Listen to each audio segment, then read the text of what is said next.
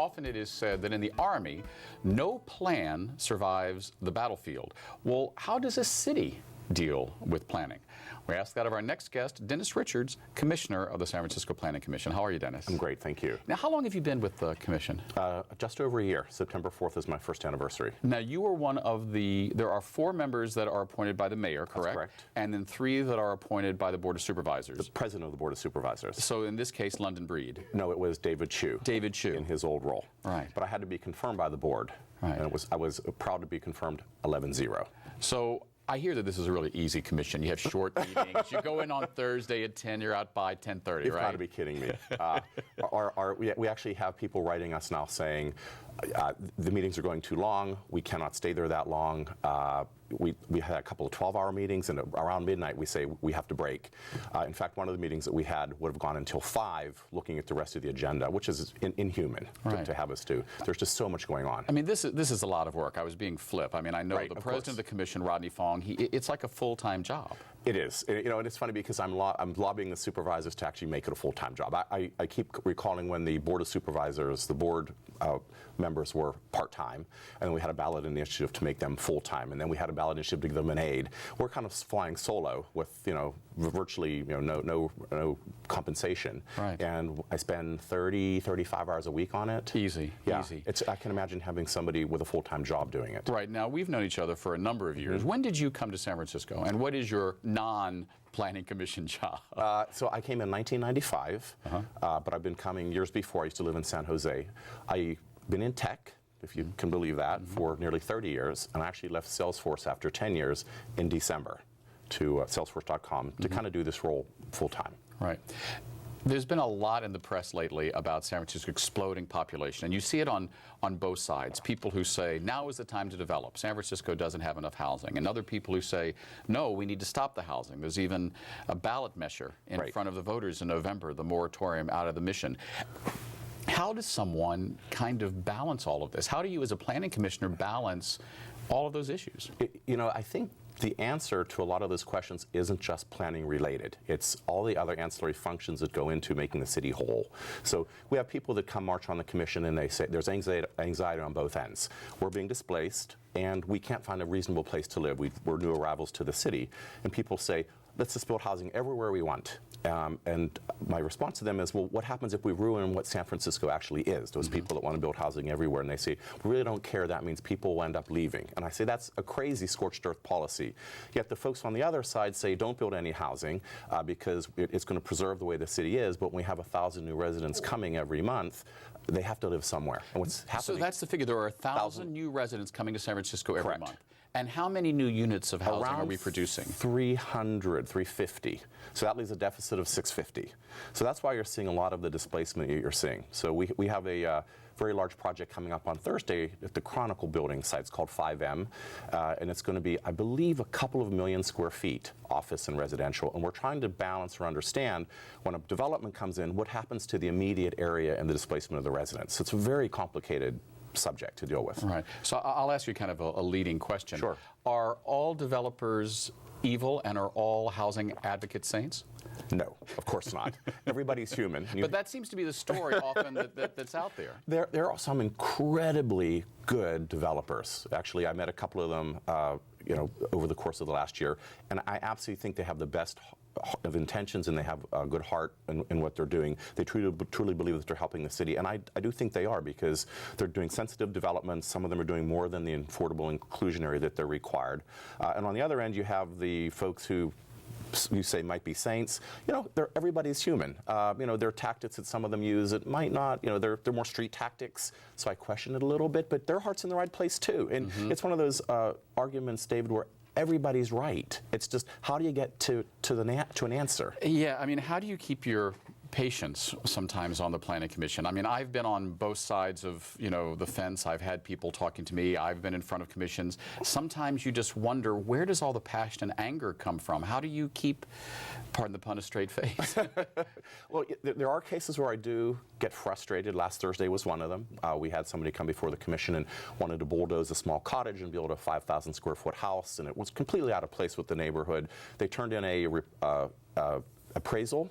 The neighbors turned in an appraisal, and they were both different, and I was frustrated. And I said, this process has to change. This is absolutely crazy, because at a certain level, if the house is not deemed affordable, it can be demolished. So here we are as a commission trying to decide which appraisal is better. I basically lost my patience, and it happens.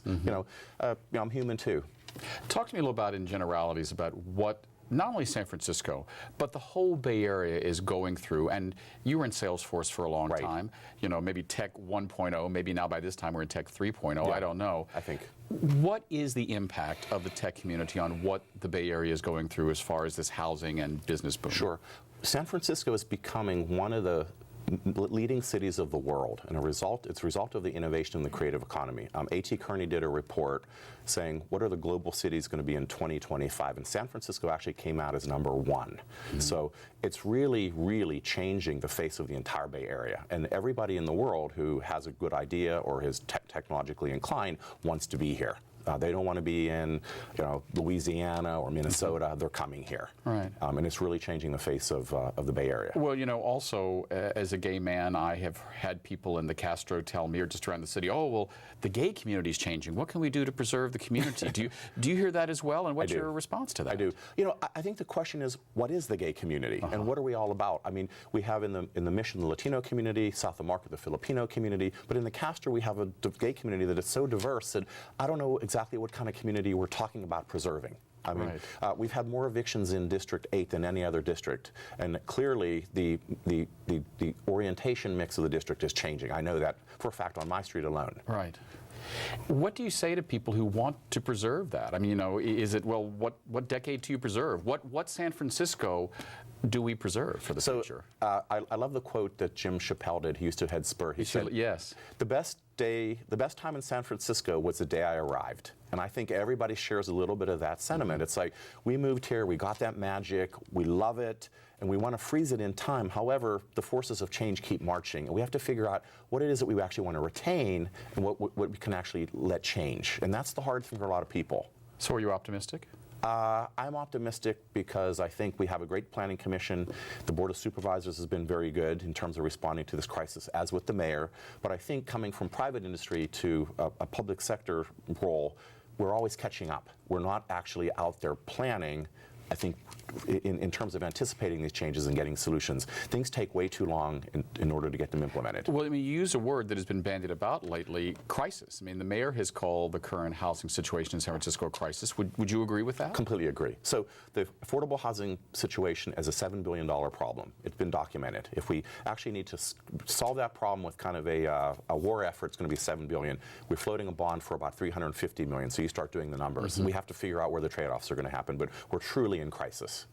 And what is the reality of this? I mean, as we speak here in this interview, there are people being evicted, there are people making decisions. As you say, some talent that maybe would like to live in San Francisco is making a decision to, nothing against it, but live in Louisiana or Minnesota or Portland. Whatnot. Every new big development that comes in, we're trying to make sure that any displacement effect that they have gets mitigated. And the project that we have before us on Thursday, the very large 5M project, we're working on that. We have artists that we're going to be trying to not have displacement through a development agreement. We're creating 33% affordable housing in the immediate vicinity. So we're actually understanding what the impacts are, and the developers working with us. And I think it's going to be a fairly good solution. Yeah. My grandmother used to say, I've said it many times on this show, that we were given 2 ears and 1 mouth, so we must have been meant to listen twice as much as we meant to talk. My last guest said the same thing. Is there any of that going on between the developers and the activists? Is there any way to get them to listen to each other without not fighting? Or is it just completely polarized right now? There have been a couple of times where I've actually brought a developer and an activist together. And once you actually humanize the other person, it's so much easier to get along. And there are certainly going to be segments of the activist community that don't want to sit down with the developer because they have the street tactics. But then there's people in that group that actually know how to do that, and actually we're bringing those folks together literally this today and tomorrow for our hearing on Thursday. And it's starting to work out. The thing is, nobody's going to be satisfied. It's going to be a give and take. Right. We've only got about 30 seconds left.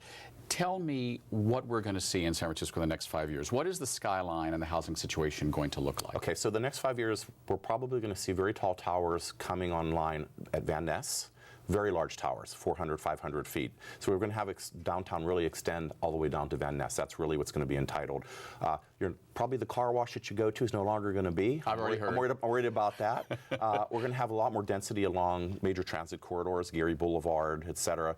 And we're going to have a whole new look at how we look at affordable housing and actually where we build. But it sounds like you're optimistic, so I'm incredibly optimistic. I'll keep my fingers crossed. Okay, thank you. Thank you. We've been speaking with Dennis Richards about the burgeoning, growing San Francisco.